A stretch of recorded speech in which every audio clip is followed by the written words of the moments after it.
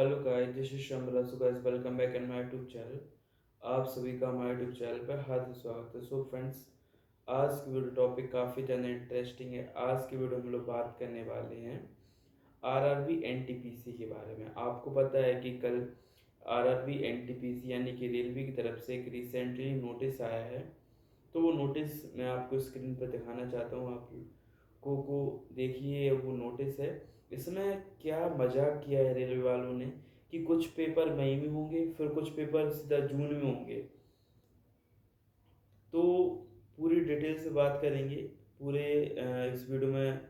उस एनटीपीसी के बारे में पूरे डिटेल्स में पेपर के बारे में बात करेंगे, कैसे क्या तैयारी करना है। अब एंड मोमेंट पे जो भी पेपर है आपका, वो 8, 7, 8, 9 मई में है। फिर फिर जुलाई में, जून में 13, 14, 15 जून को है। तो पूरी डिटेल्स में बात करने वाले हैं इस पेपर के बारे में। अगर गाइस आपका भी टारगेट एनटीपीसी है तो आप हमें कमेंट करके ज़रूर बता सकते हो कि आपने भी एनटीपीसी का फॉर्म भरा था और आपका भी एनटीपीसी अंडर ग्रेजुएशन का पेपर है। क्योंकि अभी रिसेंटली एनटीपीसी ग्रेजुएशन लेवल का पेपर हुआ जो कि काफ़ी अच्छा था, टफ था थोड़ा। तो उसमें और इसमें थोड़ा पहले एग्जाम पैटर्न के बारे में समझते हैं और लेवल के बारे में समझते हैं। एनटीपीसी ग्रेजुएशन का जो पेपर होता है और जो एनटीपीसी अंडर ग्रेजुएशन का पेपर होता है, उसका सिलेबस ऑलमोस्ट सेम होता है। जिसमें 30 नंबर की आती है अपनी रीजनिंग, 30 नंबर की मैथ, और क्या कहते हैं 40 नंबर की आती है जीके जीएस साइंस। इसमें अलग से कुछ नहीं होता है। जीके जीएस में ही साइंस आती है, उसमें ही सिलेबस में साइंस होती है। साइंस सॉरी, साइंस अलग से कुछ नहीं आती, उसमें मिक्स रहता है। उसमें कंप्यूटर भी आती है, जीके जीएस भी आती है, साइंस भी आती है, करंट अफेयर भी आती है, पूरा ऑलमोस्ट कंप्लीट उसमें आता है। ठीक है, साइंस अलग से नहीं पढ़ना है, उसमें ही मिक्स आती है। तो जो ग्रेजुएशन का पेपर हुआ है अभी, उसमें आपने देखा होगा थोड़ा पेपर का लेवल टफ था।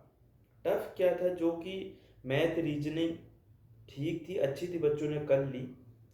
बट जो जीके जीएस थी वो थोड़ी टफ थी। करंट अफेयर, क्योंकि देखो करंट अफेयर कभी भी हम लोग पूरी कंप्लीट नहीं कर सकते। अगर आप मार्च की पढ़ोगे तो अप्रैल की छूटेगी, अप्रैल की पढ़ोगे तो मई की छूटेगी। तो करंट अफेयर को हम लोग कभी भी पूरी तरीके से कंप्लीट नहीं कर सकते। वो आपका लक है।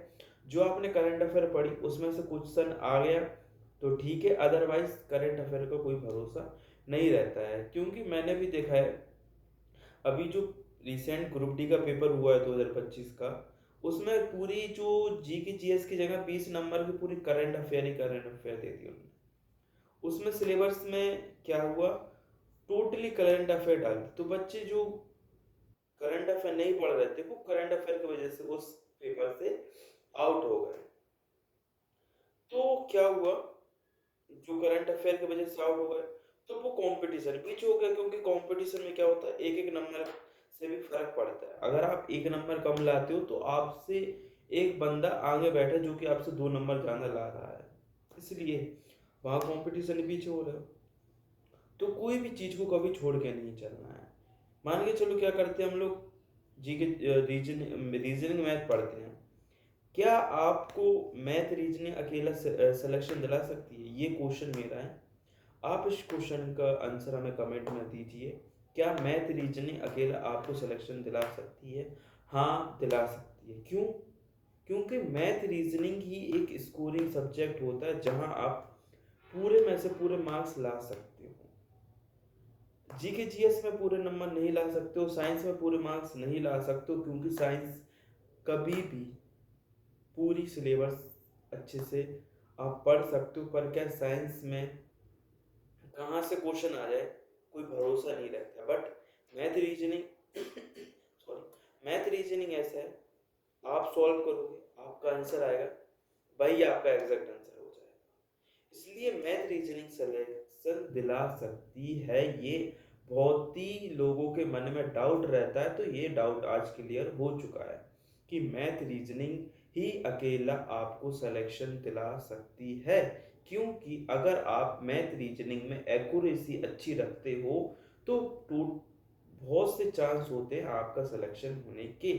क्योंकि अब एनटीपीसी को उठाते हैं, 30 नंबर की रीजनिंग, 30 में से 30 ले आइए, 30 नंबर की मैथ में 28 ले आइए, 27 ले आइए, 27 तो ला सकते हो ना, 27 आ सकते हैं, इसलिए वहाँ ये कर सकते हो, तभी ये स्कोरिंग सब्जेक्ट माने जाते हैं। अभी जो एएलपी का पेपर आएगा प्री, अब हमें कुछ नहीं करना है, मैथ रीजनिंग को ही टारगेट करना है, क्योंकि साइंस हट चुकी है, साइंस नहीं आएगी, सिलेबस पैटर्न चेंज हो गया है।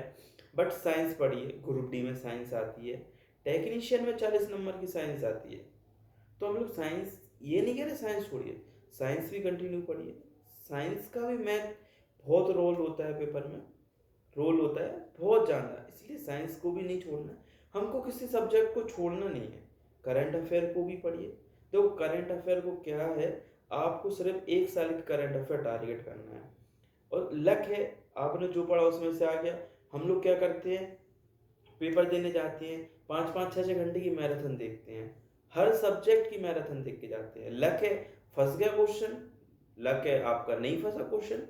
तो ये प्रॉब्लम हर कोई बंदा फेस करता है कि हम पूरी मैराथन देख के जाते हैं, 12-12 घंटे की मैराथन देखते हैं, क्वेश्चन नहीं फंसे, तो लक है आपको।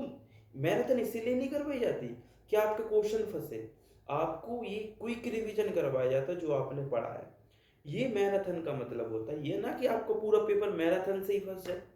मैराथन में क्विक रिवीजन करवाया जाता है। आज की वीडियो में तो नहीं, कुछ से मिलते हैं नेक्स्ट वीडियो में।